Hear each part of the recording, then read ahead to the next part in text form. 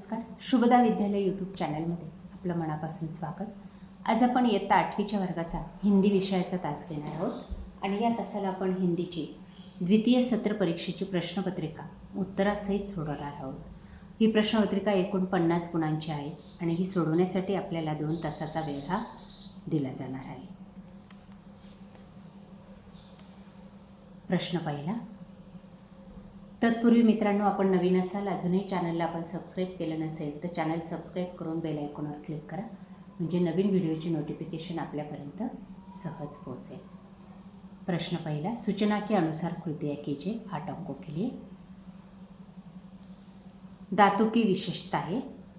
1. दांत पंक्तिबद्ध थे, दुस्साहसी थे, घनिष्ठ मित्र थे और एकजुट रहते थे. अगली कृति. वाक्य पूर्ण कीजिए. यह मत भूल कि हमारी कृपा पर ही राज कर रही है. 2. ऊपर से एकदम सफ़ेद और स्वच्छ हो पर मन से बड़े कपटी हो. विशेषण बनाइए. गर्व गर्वीला, कृपा कृपालु. विनम्रता सारे सद्गुणों की नींव है. इस विषय पर अपने मन के भाव लिखिए. विनम्रता सारे सद्गुणों की नींव है, जिसे अपनाकर हम सभी पर एक सकारात्मक प्रभाव डाल सकते हैं. विनम्रता मनुष्य के व्यक्तित्व का अनुभव है, आभूषण है. विनम्रता को सभी ने श्रेष्ठ गुण सिद्ध किया है. जो व्यक्ति विनम्र होता है उनका सभी आदर सम्मान करते हैं. इस तरह से पहला प्रश्न पूरा करना है. अगला प्रश्न. निम्नलिखित निर्देश के अनुसार कृतियाँ कीजिए. कुल्हाड़ी पानी में गिरने के कारण खड़ी हुई समस्या है. पानी गहरा है, लकड़हारे को तैरना नहीं आता. लकड़हारा क्या काट कर बेचेगा, आज उसके बच्चे क्या खाएंगे. इस तरह से 4 मुद्दे लिखने होंगे, तभी 2 अंक मिलेंगे. अगला प्रश्न. दिए गए शब्दों को प्रत्यय लगाकर लिखिए. चिंतित, चिंता अधिक ईत. भाग्यवान, भाग्य अधिक वान. मुसीबत, मुसीबतें. लकड़ी, लकड़ियाँ. दूसरों की मदद करने से आनंद की अनुभूति होती है. इस विषय पर अपने विचार लिखिए. मानव जीवन का उद्देश्य है अपने मन, वचन और शरीर से दूसरों की मदद करना.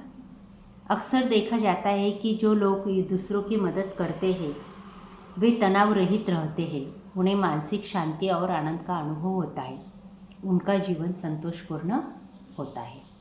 अगला प्रश्न. अंधा युग. इस कविता के आधार पर सूचना के अनुसार कृतियाँ कीजिए.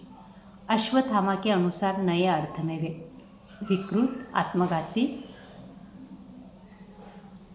अदर्दबर, अनास्थामय.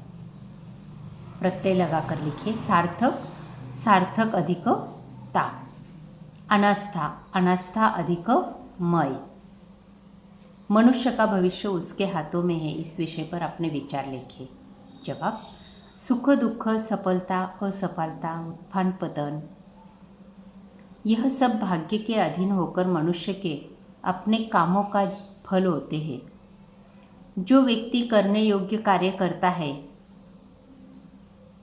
उसका फल उसे सौभाग्य के रूप में प्राप्त हो जाता है.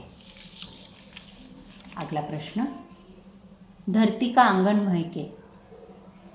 इस कविता के आधार पर कृतियाँ कीजिए.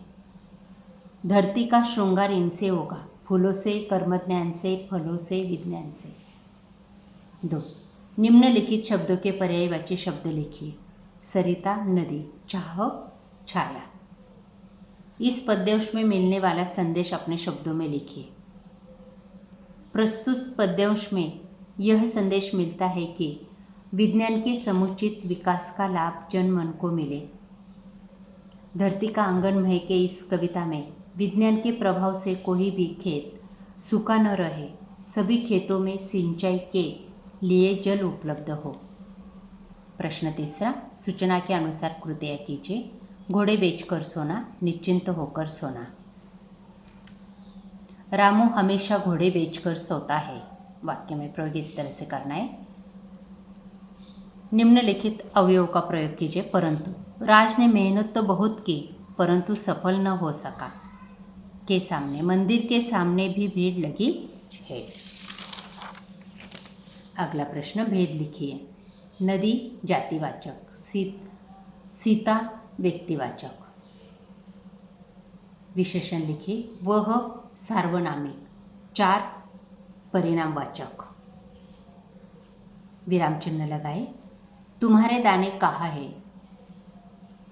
प्रश्नचिन्ह द्यायचे शेवटी। पुढं अरे जवळ उद्गारवाचक चिन्ह। रामू के बापू स्वल्पविराम घोडे बेचकर सो रहे थे। लिंग पहचाने। कवयित्री स्त्रीलिंग, पिता पुल्लिंग। वचन बदली। प्रार्थना प्रार्थनाएं, कपड़ा कपड़े। उपसर्ग जोड़िए। विवेकी अविवेकी, उत्तर निरुत्तर। अगला प्रश्न हिंदी में अनुवाद कीजिए। एक महाराजा थे, वह राजा है तो पैसा उनके पैरों पर लुढ़क रहा था। उनके पास किसी चीज़ की कमी नहीं थी। एक विशाल महल था, भरपूर अनाज था, सैकड़ों नौकर थे, पर उनका मन किसी बात पर नहीं था। किसी भी चीज़ में उनको आनंद नहीं मिलता था। राजा अधिक उदास होने लगा था। इस तरह से आपण इयत्ता 8वीची द्वितीय सत्र परीक्षेची प्रश्नपत्रिका या ठिकाणी उत्तरासहित सोडवलेली। आपल्याला हा व्हिडिओ नक्कीच उपयोगी ठरणार आहे। यासारखे नवनवीन व्हिडिओ पाहण्यासाठी आपल्या चॅनलला सबस्क्राईब करून बेल आयकॉनवर क्लिक करा। थँक्यू.